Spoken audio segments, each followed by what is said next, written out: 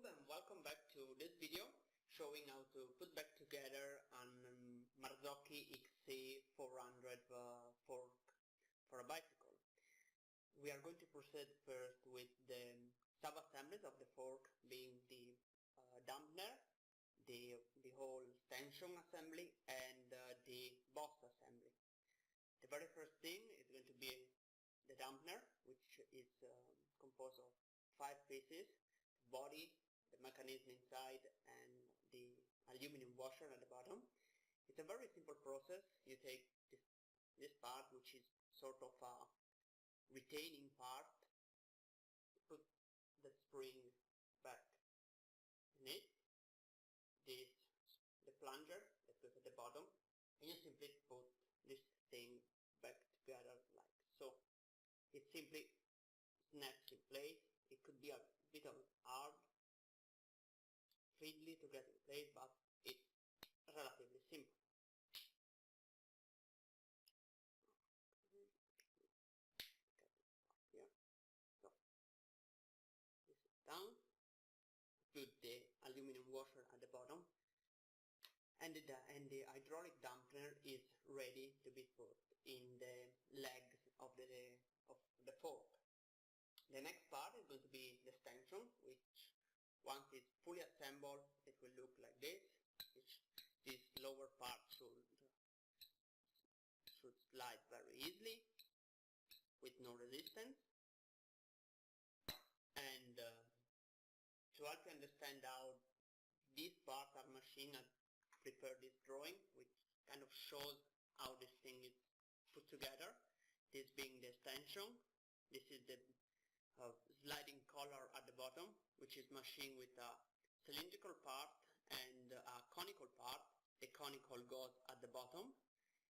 This is obviously the spring, the retaining ring, and this is a collar that goes on top of this spring to hold everything together. Also, the collar itself is not let's say specular. It's machined in this way, and you want the thickest part at the top. So you take your stanchion, you put this sliding collar with the conical part at the bottom. Then you put your spring on, which in either way doesn't really matter. You take your retaining C spring or C ring, slide it in place in its groove. On top of it, you're going to place this part with the thickest part at the top, which is this way. And it's depending on how worn down it is, it's a very simple or a bit fiddly process. Mine, it's almost, I won't say new, but it just needs a bit of help, and I'm going to do it later. And on top of it, you're going to place the O-ring that goes onto it. Now, the next part is the boss assembly, which is composed of this part, Teflon washer, the oil seal, an O-ring, this retaining C-ring, and the dust seal. I'm going to do this later on camera. I've done it previously with the method that Marzocchi said in the manual, but it's a bit hard to do. You need a special tool, which there is just one guy selling it on eBay right now for roughly 30 euros, which is quite a bit for what you get. And I found out that with a size metric 24 socket, it will work just fine. But to help ourselves, we are going to use heat to put this thing back together. So we're going to heat up this piece in the oven at 100 degrees Celsius, and at the same time we are going to put the oil seal in the refrigerator for, let's say, 15 minutes each, just to let this thing shrink while this thing will expand, and with a bit of grease it's no problem putting this thing back together. Okay, now the parts are ready. Just a heads up of what I've done is I took the oil seal, I smeared it with grease on the edge and put it in the fridge so that it's going to be ready to be dropped in without wasting much time for the part to get to their original size. One bus assembly is already done. It's still a bit warm. Just one thing you might want to worry, the grease that when you're doing this, just be careful that if the outside casing is too hot, it might cause the grease to reach its dew point.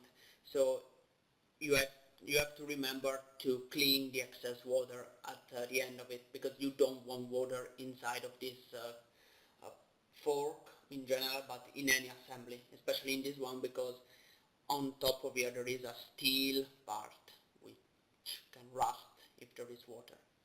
So just remember, clean everything and dry everything once you have done this. So I'm going to take the outer casing now out of the oven. And put it here. Okay. We're going to drop the washer facing upwards like that. I'm going to take the oil seal, get it gently started, and then by using the socket I'm going to push down with very little effort. If you do it without, you will find out that you need to hammer it. And you can, if you hammer it in the wrong way, you can ruin the oil seal, which is not a good thing because these are unbelievably hard to get a hold of. So now everything is in place, and we are now going to put the lock ring on top of it using our pliers.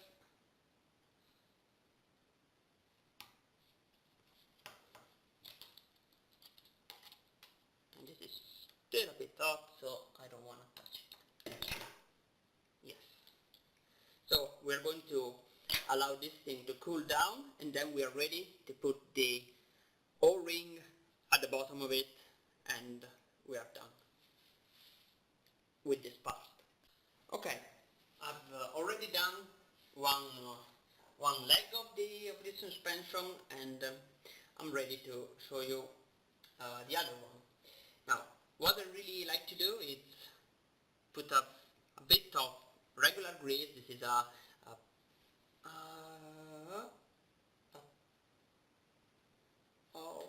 lithium-based one with PTFE, just to protect the locking ring from corrosion.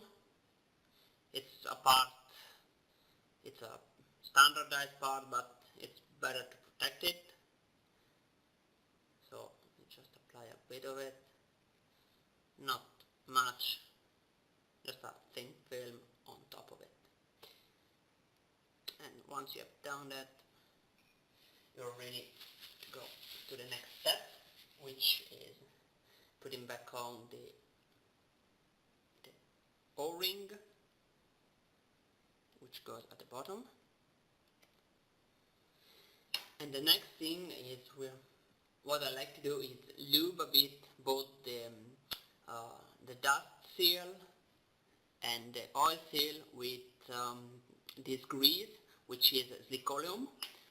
It's essentially calcium-based grease. It's great. You can, in theory, use it for every part in a bicycle, or generally every part that need lubrication quickly, in low temperature, and it's dry because it has only one drawback: it's not water resistant. This thing will waste away with water. But it's not a problem because this part is going to be covered with neoprene or boots. Or, I don't know if you know it, the lizard skin ones, which work great, will protect everything from dust and water, so it's not really a big concern. So I'm going to take just a bit of it and put it onto both the upper bushing, which I haven't changed because I don't have a press to take it out. There is a tool which you will need to put it back together and to take it out, and without it it's almost impossible to do. And besides, mine are not that worn out, so I can just keep them. Now, once I've done that, I can put the stanchion back inside. Okay, nice tight fit there. Put a bit of silicoleum also inside the dust seal. And again, this shouldn't be done because otherwise you will clog this thing in mud and crap, and whatever dust will just gunk up inside there. But since we are going to use those boots, it's not really a problem.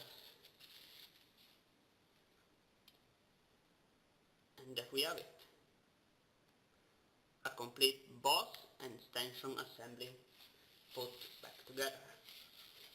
Clean it. Put aside the grease. To put first the hydraulic dampener at the bottom of the fork. So I have to take it apart, and this is the very first thing that you want to do when you have to put this thing back together, meaning after you have assembled everything, all the sub-assemblies. You take the hydraulic dampener, and either with Marzocchi Special Tool B, which I don't have, but it's something that resembles this, which is a broom handle, which I cut, and I cut also these two teeth at the bottom. It will simply engage in these two notches that you're going to find on both the hydraulic dampener and also on the actuating or compensating piston. It depends. In the Italian manual it's called in one way, in the English manual it's called in another way, but essentially with this part. So there is one reason for this. It helps you screw this part in, and for the piston at the top, it will help you hold this thing in place while you tight this screw in it. But this is a later step when we are going to, after we have put the oil inside. Now we take our dampener with its aluminum washer, and I just find it easier to use this part. It's a spare part from bikes. Matches very nicely with the grooves at the bottom. You put it. It's a bit tricky to do on camera, but essentially it goes like this, just to don't lose the washer. And then by using a pair of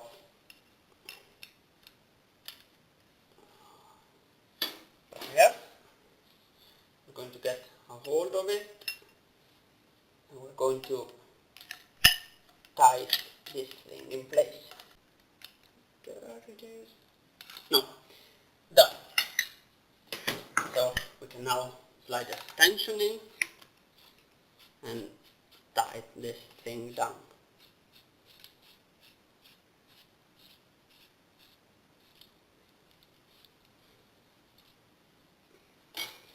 Same as before.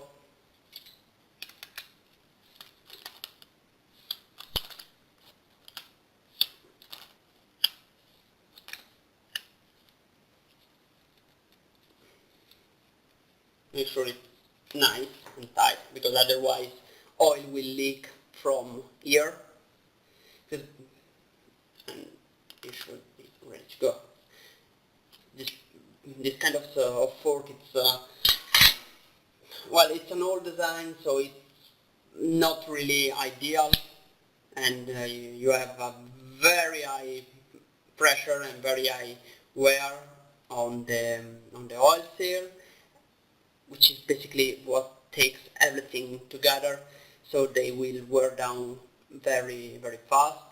But if it's not tightened properly, you can also get leaks from under the boss assembly.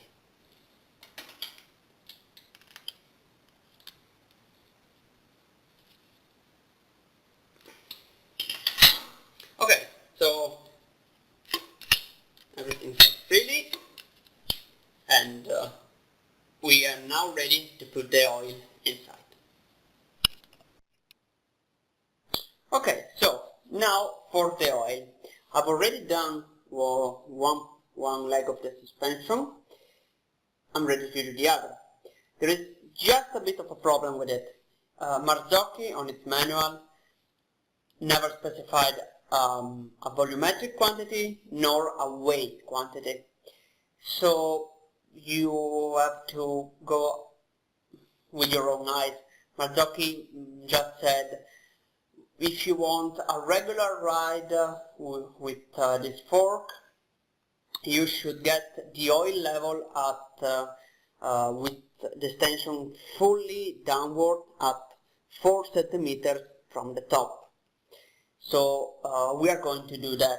The oil that we're using is very close to the original Marzocchi one, and I'm going to talk about it later. So it makes sense to have the same oil quantity inside of the fork. So we're going to use, now we're going to start putting the oil inside.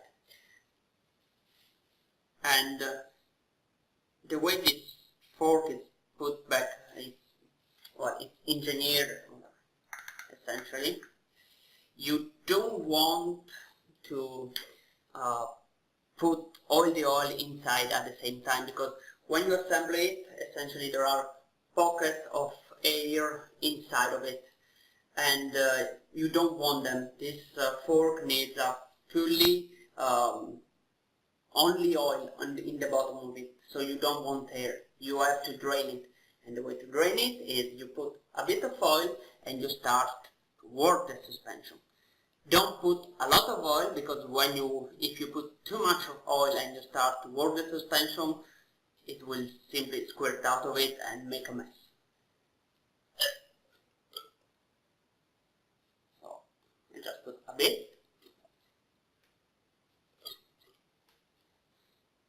Okay. And you will see that the oil level drops when you do this. It's not written in the manual, so the first time I put this thing back together, I didn't do this, and I ended up with a very loose fork. I have no idea why. I had to take it apart, and I had to realize this for myself. The manual simply says 4 centimeters from the top and not exceed 35 millimeters. Even though it's in one of the it says do not exceed 35 millimeters from the top, but a chapter or two later says, well, if you want to adjust the ride, just remove 5 millimeters of the time until you can reach 3 centimeters. So I'm not really sure if the maximum oil level is 35 millimeters or 30. Now I just set this for 4 centimeters, and we are almost there. It's like 42 or something. And when you are this close, you will find out hard it is to actually get this thing set up properly. It's really just a bit of ice that will get you that extra 1 or 2 millimeters. It's a small diameter fork anyway, so it makes sense.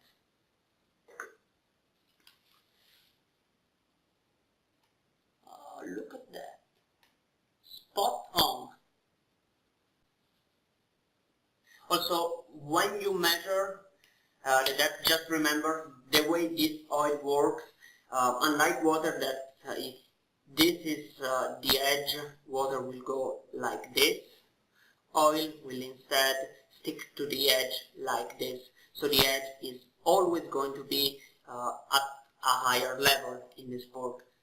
Just remember that, say, maybe the edge is like at 40, but the oil level really is at 41. Just remember. Now we have done it, and now we're ready to put this part, the actuating, compensating piston, whatever you want to call it. To ease putting this thing in place, I just apply a bit of silicoleum on the O-ring at its side. Just a bit. Just want this to slide easily.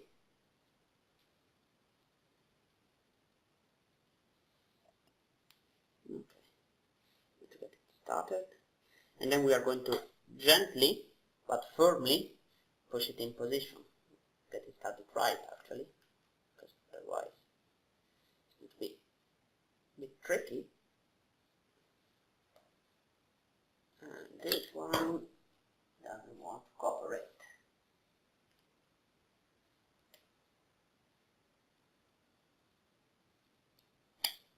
Okay.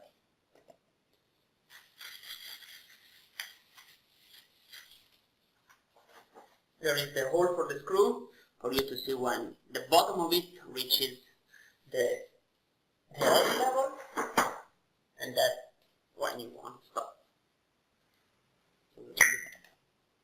Not like this. That went way too forward. So I'm going to take it out and, well, do this off camera. Done it. So now we're ready to put this screw in its place. I'm going to drop it, get it started, and of course when we drop it, it's going to flip, because why not? So we have to turn it around. I'm going to get this thing started, and then now, either by using Marzocchi Special Tool B, or the tool that I made, I'm going to engage those two notches. It's just the perfect size. Okay, and now I'm going to get this bit, find the head of it, and I'm going to lock it in place. It's important to get a nice tight seal there, because otherwise you're gonna get leaks into the air chamber, and the whole suspension will lose its efficiency. Once we have done that, everything is back in place. We are now ready to put the air valves on top of it. I'm just going to do one. So I'm going to apply, just for easing this process. For easing the process, I'm just going to apply a bit of silicoleum on top of the O-ring, put it inside, and while relieving the air pressure, you want to push it more than it needs to go, because you need to put in place the locking rings for these things. So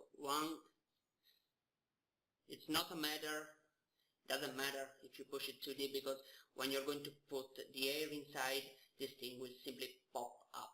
And now we can put this ring back on.